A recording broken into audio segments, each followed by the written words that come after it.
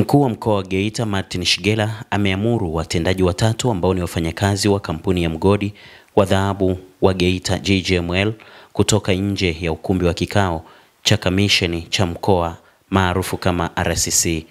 Uamuzi huo wa RC Shigela unakuja kufuatia kutoridhishwa na majibu ya maafisa hao wa GGML kuhusu utoaji wa malimbikizo ya pesa za uwajibikaji wa makampuni kwa jamii maarufu kama CSR ambazo hazijatolewa kwa kipindi cha muda mrefu. Shigela amesema fedha za CSR ni pesa ya wananchi na sio pesa za mtumishi wa GGML na hazitolewi kama hisani bali ipo kwa mujibu wa sheria na kanuni za madini, na hivyo GGML hapaswi kuleta mzaha katika utekelezaji wa CSR. Mwisho ni plani ya mwaka 2024. Mheshimiwa Mwenyekiti, nafikiri tutakumbuka kwamba sisi kama kampuni tuliwasilisha ile plani ya manufaa ya Geita na halmashauri ya wilaya mwezi wa pili. Nafikiri zilipelekwa wizarani walileta mrejesho kama sikosei ilikuwa mwezi wa 8 wakitaka maelezo zaidi. Nafikiri manispaa waliwajibu na kibali kilitoka mwezi wa 12 au 11 mwishoni kama sikosei. Sasa ile plani kuitekeleza ndani ya mwezi mmoja ilikuwa sio rahisi. Kwa hiyo Tume ya Madini wametuandikia wakiwa wanataka plani ya mwaka 2025. Kwa hiyo tumekubaliana kama kampuni, na hii inawasilisha ni position ya uongozi wa kampuni kwamba resubmit tena plani ya mwaka jana iwe ndio plani ya mwaka 2025. Sasa nyinyi mmejitengenezea kanuni za wapi za kusema hiyo hela ya mwaka jana imepotea? Mwenyekiti, unachokisema ni sahihi. Na je, ni serikali imechelewesha au ninyi mmechelewesha? Mwenyekiti, unachokisema hapa mwisho ni sahihi. Lakini ni sahihi tu pale ambapo wenzetu wange approve ile plan ndani ya muda.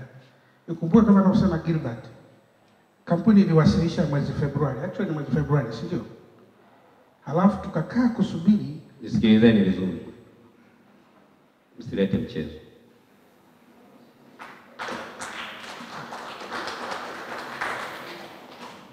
Msilete mchezo. Hakuna biashara ujanja kama hiyo. Bilioni 9 za wananchi za mahusiano nataka kuzichukua hivi hivi. Na nyinyi mnaamini kwa Geita Gold Mine ni sahihi? Yaani kweli management yote mmekaa mmekubaliana mfanye hivi? Kabla mwenyekiti nimalizie. Hakuna cha kumalizia. Tokeni muendelee na kazi zenu. Siku mkizirudisha ndio tutakuja hapo tukaketi. Mbona kuleta upuuzi hapa? Yaani mnajijengea kama imani ya kwenu? Watoke kwanza, hakuna cha taarifa. Yaani mnatengeneza utaratibu wa kwenu mnaojua nyinyi.